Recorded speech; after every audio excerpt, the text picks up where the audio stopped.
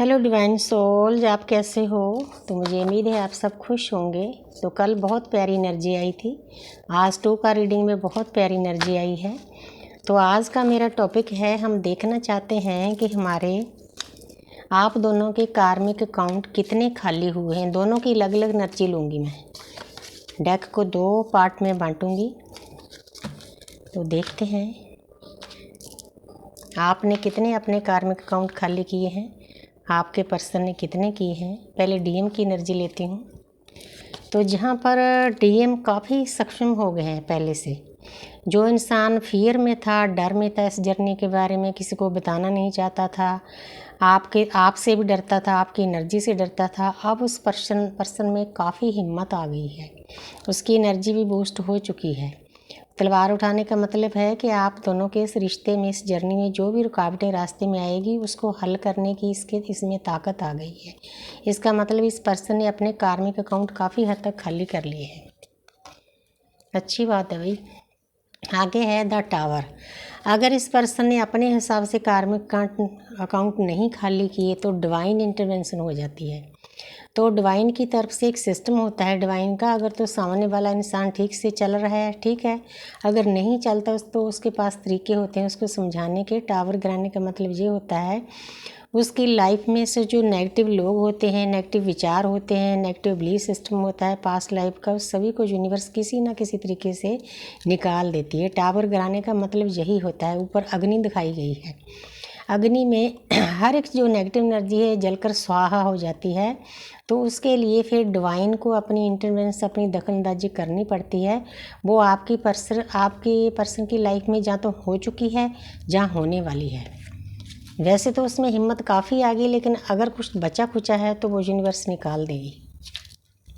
आगे है night of sword. तो उसके बाद ये पर्सन जिस काम के लिए इस अर्थ पर आया है उसके लिए तैयार हो जाएगा, एक सेनापति की तरह काम करेगा। वो अपने खुद की भी केयर करेगा, अपने कार्मिक की जो परिवार है उसकी भी केयर करेगा, और अपनी डीएफ की भी केयर करेगा। लेकिन बहुत फास्ट चल रहा है। अगर कोई डीएमएस रीडिंग को देखेगा ना तो उसको थोड़ा सा स्लो चलना है, प्यार से चलना है, आराम से चलना है, स्मूथली चलना है, फ्लो के साथ चलना है। ज़्यादा जल्दी भागोगे तो कहीं गिर ना जाओ, चोट ना लग जाए, क्योंकि डिवाइन को तो सब फिक्र होता है ना।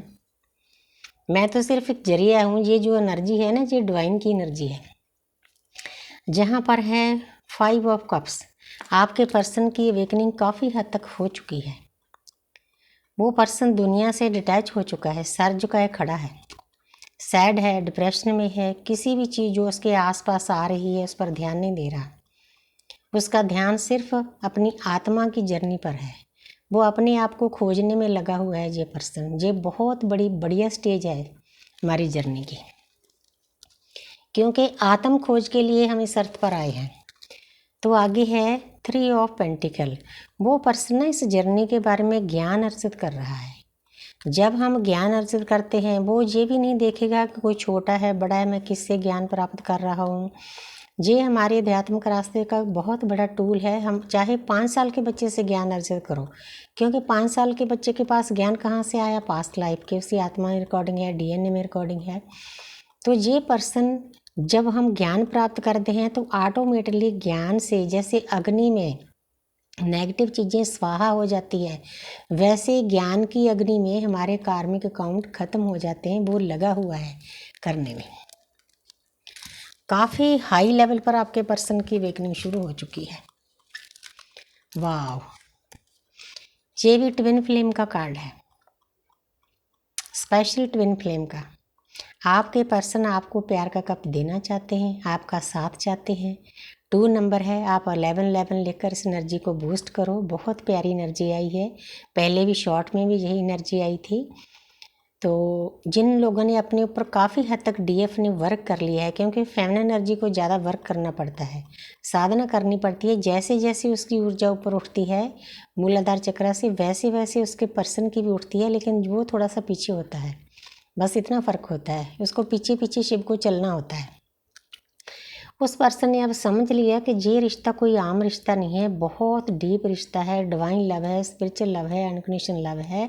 इस पर यूनिवर्स की ढेर सारी ब्लेसिंग है। ये कुंडलनी बनी हुई है, उसकी कुंडली काफ़ी हद तक जागृत हो चुकी है। आप सभी को मुबारकें जो जो इस वीडियो को देखेगा।